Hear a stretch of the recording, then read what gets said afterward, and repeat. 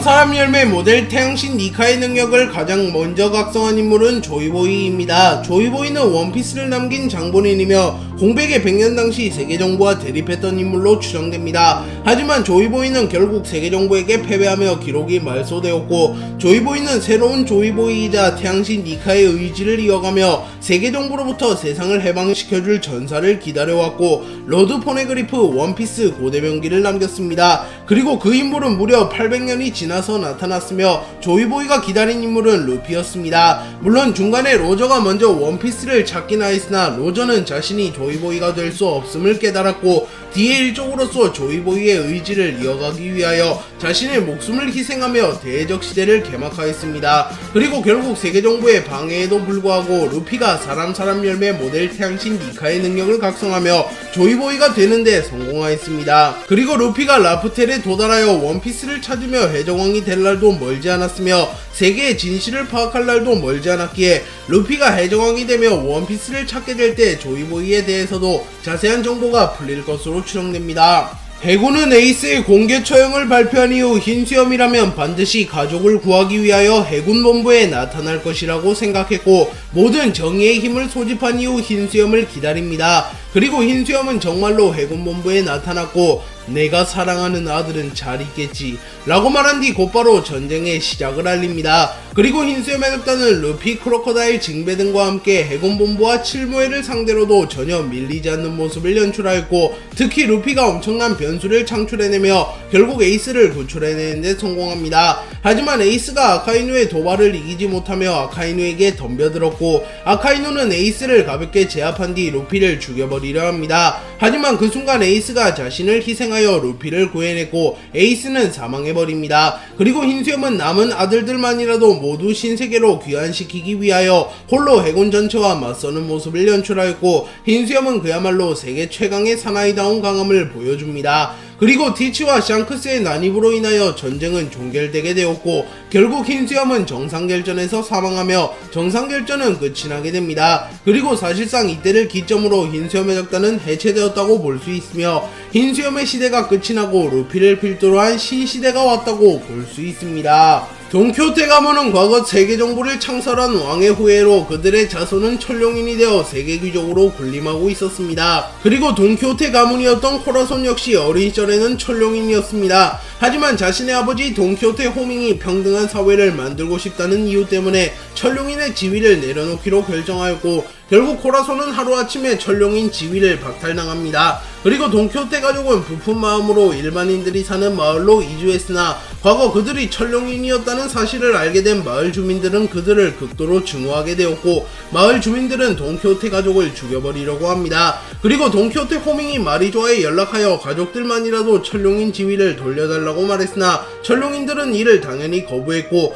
결국 돈키호테 가족은 매우 불우한 삶을 살게 됩니다. 또한 설상가상으로 코라손의 어머니는 병에 걸려 죽게 되었고, 코라손과 도플라밍고는 쓰레기를 주워 먹으며 겨우 삶을 이어갑니다. 그리고 어느 날 마을 주민들은 돈키호테 가족을 작정하고 광장에 묶은 뒤 폭행을 가하였고, 결국 도플라밍고가 배양색 폐기를 발현하는 데 성공하며 돈키호테 가족은 위기를 모면합니다. 하지만 이후 분노한 도플라밍고는 자신의 손으로 아버지를 죽여버리고 도플라밍고는 자신의 패밀리를 결성합니다. 그리고 코라손은 아버지를 죽인 작자와 함께할 순 없었기에 도플라밍고의 곁을 떠나며 형제는 잠시 헤어지게 되었습니다. 오다 작가님은 원피스 10주년 기념 이벤트에서 우솝은 멜지모자 일당에서 최악체이며 앞으로도 그럴 생각이라고 밝히며 완결까지 우솝은 최악체를 벗어날 수 없다고 말합니다. 실제로 우솝은 최근까지도 밀지모자 일당에서 최악체로 꼽히고 있는데요. 우솝은 루피, 조로, 쌍디, 진베에게는 한 주먹거리도 안되며 브룩, 프랑키, 로빈에게도 상대도 안됩니다. 그리고 그나마 나미, 초파와 비벼볼만 하지만 나미는 제우스를 얻으며 매우 강해졌고, 초파 역시 럼블볼을 사용하면 우솝을 가볍게 이길 정도로 강해집니다. 그렇기에 우솝은 무력에 한해서는 평생 밀지모자 일당에서 꼴찌일 것이라고 볼 수 있으며, 훗날 밀지모자 일당에 새로운 동료가 들어온다고 하더라도 그 인물이 최소 우솝보다는 강할 것이라고 평가할 수 있습니다. 다만 최근에는 우솝이 견문색 패기를 각성하며 강해지고 있는 모습을 보이기에 어쩌면 우솝이 밀지모자 일당 최악체 타이틀에서 벗어날 수 있습니다. 그리고 오다 작가님이 밝힌 우솝이 밀짚모자 일당에서 최악체인 이유는 독자들이 우솝은 약체이며 겁쟁이일 때 더 좋아할 것이며 친밀감을 느낄 것이기에 우솝을 밀짚모자 일당의 최악체로 설정했다고 말합니다. 하지만 프랑키가 영입된 이후에는 우솝의 역할이 많이 줄어들게 되었으며 설상가상으로 무력도 최악체이기에 일부 독자들은 우솝 방출설을 주장하고 있기도 합니다. 그렇게 우솝이 독자들 사이에서 인기가 더 많아지려면 약한 모습을 보여주며 웃음을 주는 것도 좋지만 전투력을 증진시키며 밀짚모자 일당에 도움이 되는 모습을 보여주는 것도 중요해 보입니다.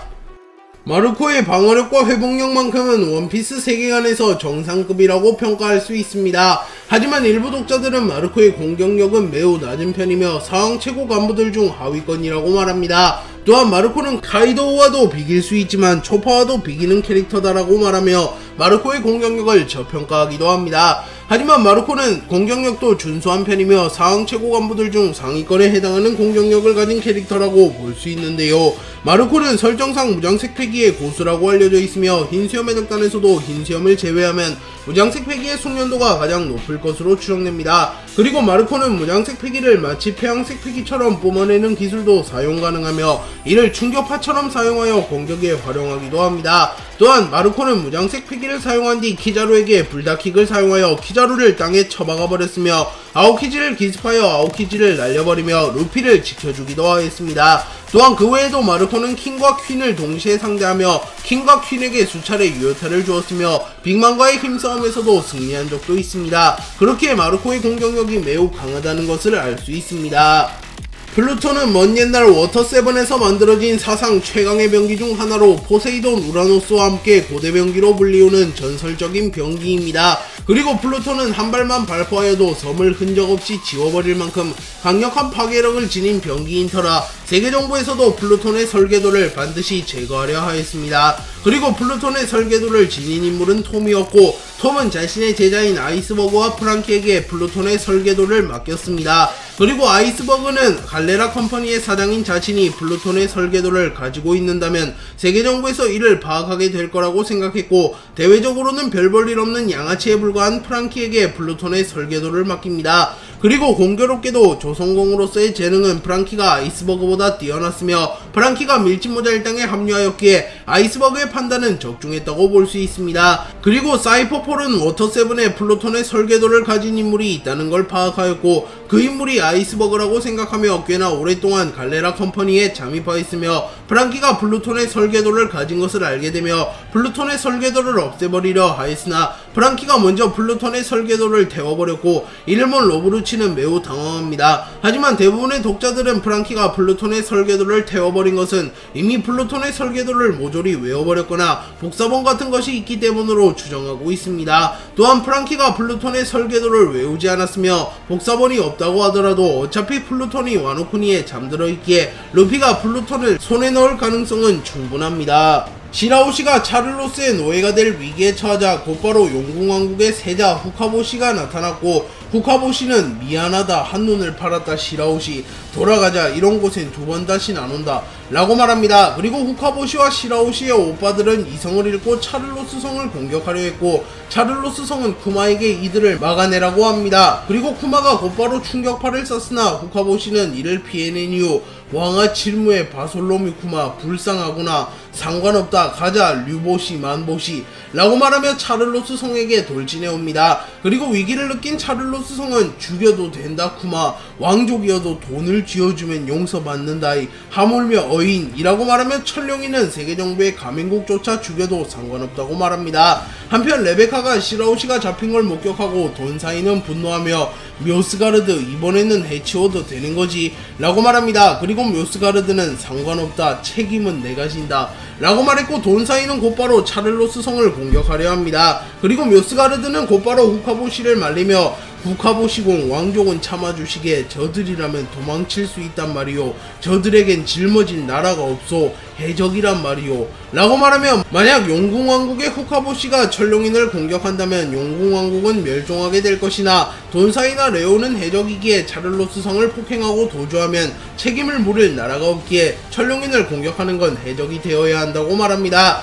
그리고 돈사이와 레오는 곧바로 차를로스 성을 공격해버렸고 차를로스 성의 머리가 찌개져 버립니다. 그리고 로즈워드 성은 분노하며 차를로스 라고 소리칩니다. 또한 구경꾼들은 죽었어, 이건 살인사건이야, 이건 천룡인 살인사건이야, 해군대장이 올 거야 라고 말합니다. 하지만 추후 차를로스 성이 죽진 않았다고 전해지기에 천룡인 살인사건이 일어나진 않았습니다. 그리고 독자들은 차를로스 성이 루피에게 얻어맞고 묘스가르드에게 얻어맞고 돈사이 레오에게 얻어맞고도 죽지 않는 것을 보며 차를로스가 맷집만큼은 뛰어나며 천룡인들 역시 인자강일 가능성이 높다고 말합니다. 이무는 코브라와의 대화에서 자신의 정체에 대해선 말하지 않았으나 코브라에게 D에 대해서는 알려줄 수 있다고 말한 뒤 D라는 건 과거 우리가 적대했던 자들의 이름이다 라고 말하며 세계정부와 D가 적대 관계임이 확실해졌습니다. 그리고 이때 이무가 말한 우리는 세계정부와 천룡인으로 보입니다. 과거 코라선이 로우가 D의 일족임을 알게 된 이후 D와 신이 함께 있으면 반드시 파멸한다고 말했는데 이후 네팔타리 가문 역시 D의 일족이면서 세계정부를 창설한 20명의 왕족 중 하나라고 밝혀지기에 릴리 여왕이 마리조아로 이주하며 천룡인이 되지 않았던 것은 자신이 D의 일족이기 때문으로 추정됩니다. 그리고 이무는 최근 각지에서 날뛰기 시작한 D는 자기의 이름의 의미조차 모르는 허울들 뿐이라고 말하며 과거 800년 전의 D의 일족들은 확실히 자신과 대립했던 존재들이나 최근에 나타난 D의 일족들은 자신의 이름의 의미조차 모르는 인물들이라고 말합니다. 그리고 로저가 원피스를 찾으며 세계의 진실을 알게 되었고 세계정부가 자신들을 그토록 경계하고 억압했던 것이 이해가 된다고 말하였기에 로저가 파악한 세상의 진실에는 D의 일족과 세계정부가 대립했다는 내용이 포함되어 있다고 볼 수 있습니다. 그리고 이무가 말한 최근 각지에서 날뛴 D의 일족 중 실질적으로 이무를 위협할 만한 인물은 마샬 디 티치, 몽키 디 루피, 몽키 디 드래곤, 록스 디 지백, 골디 로저라고 볼 수 있습니다. 그리고 록스와 로저는 죽어버렸으며 루피, 티치, 드래곤은 자신의 이름의 의미를 잘 모르기에 아직은 이무에게 큰 위협이 되지는 않는다고 볼 수 있습니다. 로우와 티치의 충돌로 인하여 근처에 대기하던 검은 수염 해적단의 배가 심하게 흔들렸고 검은 수염 해적단 선원들은 적습 때문에 조금 흔들리고 있긴 하지만 곧 끝난다, 우리 제독은 최강이니까 라고 말하며 티치에게 절대적인 신뢰를 보입니다. 하지만 검은 수염 해적단에게 납치된 푸딩은 조금은 비웃는 듯한 표정을 지으며 마마가 살아있더라면 그런 소리 못할 거야 라고 말합니다. 그리고 검은 수염 해적단 선원 한 명이 하하하, 지금 싸우고 있는 게 그 빅맘을 죽인 장본인이다. 전설이 떡하니 자리를 차지하고 있어서야 시대가 앞으로 나아가질 않아 라고 말합니다. 그렇게 이들의 대화를 통하여 빅맘이 사망했다는 것을 유추할 수 있습니다. 다만 빅맘이 사망했다는 것이 공식적으로 나오지 않았으며 빅맘이 사망했다는 것이 묘사되진 않았기에 아직은 빅맘이 죽었다고 단정 지을 수는 없습니다. 또한 빅맘은 로우와 키드에게 패배한 이후 용암으로 떨어지며 키드, 로, 내가 이따위 것으로 죽을 것 같으냐? 반드시 복수하고 말 거야. 로저, 넌 죽었으니 괜찮지만 대해적 시대 이후 애송이들을 상대하는 건 우리라고. 로저, 원피스가 존재하긴 하는 거야. 왜 나에겐 알려주지 않은 거야? 라고 말하는 장면이 나왔기에 이는 빅맘의 생존 플래그라고도 해석할 수 있습니다. 그렇게 아직까진 빅맘의 생사 여부를 정확하게 알 수는 없습니다. 한편 해군 원수 아카이누는 로우와 티치가 충돌한다는 소식을 전달받았고 또 결착대기인가, 답답하구만 원수라는 건 이라고 말하며 자신이 해군 원수이기에 전면에 나설 수 없음을 한탄함과 동시에 사왕급 강자들이 충돌했다는 소식을 듣고도 자신감을 드러내는 장면을 연출하며 아카이누는 과거보다 더욱 강해졌을 것으로 추정받고 있습니다. 티치는 코비를 납치한 이후 영웅 코비, 나는 말이야 이 해적섬을 하나의 국가로 만들고 싶은 거야. 세계정부에 소속하는 나라로 말이지. 내가 국왕, 검은수염 왕국, 제하하하 어떠냐? 라고 말하며 코비를 세계정부에 돌려주는 대가로 자신의 해적섬을 세계정부 가맹국으로 만들어야 한다는 것이 밝혀졌습니다. 그리고 이때 티치는 한나라의 왕이 되고 싶어 한다는 야망을 가졌다는 것도 밝혀졌기에 티치의 폐왕색 팩이 소유 확률이 더욱 높아졌습니다. 그리고 코비는 바보 같은 소리 하지 말아주시죠. 그게 통과될 리가 없잖아요. 범죄자들의 나라라니. 라고 말했고 티치는 어이 남의 꿈을 짓밟지 말라고 네 목숨과 바꿔 교섭할 거다 라고 말합니다. 그러자 코비는 정부나 군대가 그런 테러 행위에 굴복한다면 끝입니다. 그리고 소용없다고요. 저는 소드니까 라고 말했고 티치는 소드 그게 뭔데? 라고 말합니다. 그러자 쿠자는 그런가 틀렸군 이건 거래는 포기해라 티치. 이 녀석은 즉 해병이자 해병이 아니라는 거야. 마린 코드를 반납해서 소드는 말하자면 사표를 제출한 해군이다. 그래서 이 녀석들은 사왕에게도 허가 없이 싸움을 걸 수 있고 그 외에 온갖 명령을 무시하고 자유롭게 움직일 수 있는 유격대. 그 대신 해군은 이 녀석들에게 일절의 책임을 지지 않고 언제든지 자를 수 있지 라고 말하며 소드에 대하여 설명해줍니다. 그리고 티치는 쿠잔의 설명을 들은 이후 그렇구만 우리와 싸우는데 허가를 받는 얼간이들과 무턱대고 쳐들어오는 녀석들의 차이는 그건가? 제하하하 나쁘지 않아 그렇구만. 하지만 작전은 변함없어. 네가 영웅이라고 불리는 이상 그걸 내버리는 해군을 관철할 수 있을까? 나는 여론에 묻겠다. 그러면 정부는 상처 없이 끝나지 않아 라고 말하며 코비가 해군 영웅으로 불리는 인물이기에 제 아무리 소드라 할지라도 해군에서는 코비를 책임져 줄 것이며 만약 해군에서 코비를 외면하면 해군이라는 조직의 신뢰도가 떨어질 것이기에 코비의 목숨을 대가로 세계정부와 거래한다면 충분히 자신의 계획을 실현시킬 수 있다고 말합니다. 그리고 실제로 해군 영웅이라는 이름값은 결코 만만히 볼 것이 아닌데요. 거프는 상부의 명령을 수차례 거부하고 제멋대로 행동했으며 자신의 아들이 세계 최악의 범죄자 드래곤이며 손자는 사왕이라고 불리는 루피임에도 아무런 처벌을 받지 않았습니다. 심지어 해적왕의 자식을 몰래 보호해주고도 일절 처벌을 받지 않은 것을 보면 해군 영웅이라는 칭호가 해군 내에서 얼마나 상징적인 칭호인지 알 수 있습니다. 이무는 전 알라바스타 여왕 릴리에 대하여 이야기를 하기 위하여 코브라 왕과 어떠한 대화를 나누었고 이때 이무의 모습이 드러납니다. 이전까지는 이무는 모습을 드러냈으나 눈의 일부만 공개되거나 뒷모습 정도가 공개되었는데 앞모습 전신샷이 공개된 것은 이번이 최초입니다. 다만 얼굴이 정확하게 공개되지 않았으며 특유의 망토 또한 벗겨지지 않았기에 아직은 이무의 자세한 정체를 알기는 어려워 보입니다. 하지만 1084화에 공개된 이무의 실루엣이 하늘섬에서 등장한 바스와 매우 닮았는데요. 바스는 하늘섬의 주민 모두에게 존경을 받는 신적인 존재라고 밝혀졌습니다. 그리고 하늘섬이 800년 전에 존재했던 고대 왕국 중 하나였는데 모종의 이유로 공중에 떠오르게 되며 유일하게 800년 전의 문명을 유지 중인 섬이라는 떡밥도 존재하기에 바스가 하늘섬의 주민들에게 존경을 받는 이유 역시 800년 전부터 신적인 존재로 군림했기 때문이라고 볼 수 있습니다. 또한 루피는 바스를 보자마자 이건 물개 아니야? 너희들 왜 이런 걸 동경해? 라고 말하며 바스를 처음 본 순간부터 바스를 적대하는 모습을 보이기도 하였기에 이 역시 루피와 이무가 대립함을 암시한 떡밥이라고도 볼 수 있습니다. 그렇게 이무가 바스가 맞다면 이무의 얼굴을 대충 예상할 수 있습니다. 그리고 루피의 말대로 바스는 최종 보스의 얼굴치고는 포스가 없기에 독자들은 이무의 얼굴이 바스가 아니기를 기도하며 하늘섬과 바스에 관한 이야기가 이무의 떡밥이 아니라 그저 낭설이었으면 좋겠다고 말하고 있으나 1084화가 공개된 이후에는 이무 바스설이 더 유력해지고 있습니다. 물론 아직은 이무의 자세한 정체를 확신하기는 이릅니다. 또한 티치가 이무를 흡수한다는 떡밥도 있는데 티치는 청해에서 유일하게 루피와 함께 하늘섬의 존재를 의심하지 않은 존재이며 일부 시절부터 하늘섬과는 밀접한 연관이 있는 인물이기에 어쩌면 어둠을 상징하는 티치가 하늘섬의 신이라고 불리우는 바스, 이무를 흡수할 수도 있긴 합니다.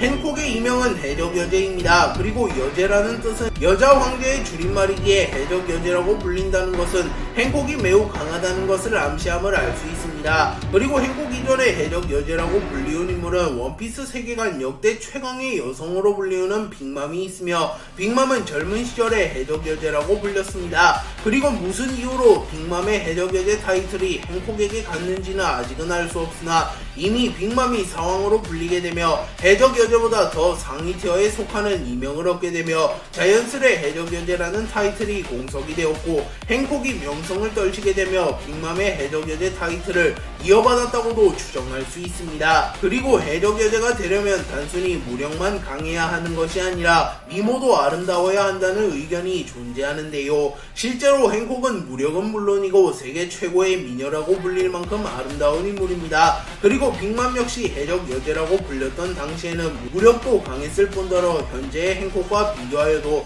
손색 없는 아름다운 외모를 가지고 있었습니다. 그렇게 어쩌면 빅맘이 미모가 망가지게 되며 해적 여제 타이틀을 잃게 되었고, 아름답고 강한 여성인 행콕이 해적 여제 타이틀을 회수했다고도 볼 수 있습니다.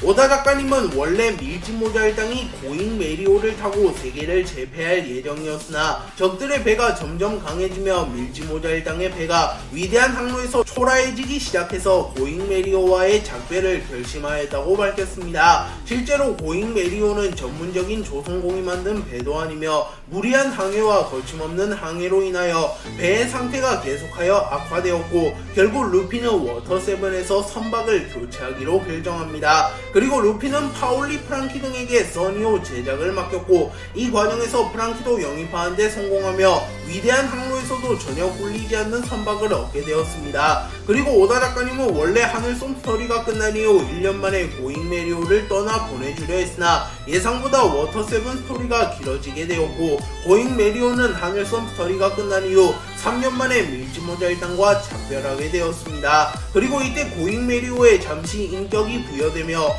그동안 고마웠어 라고 작별 인사를 하는 장면은 엄청난 명장면 중 하나로 손꼽히고 있습니다. 그리고 메리오는 선박임에도 불구하고 에피소드 오브 메리라는 특별 스토리도 방영되며 현재도 원피스에서 가장 유명한 선박으로 군림하고 있습니다.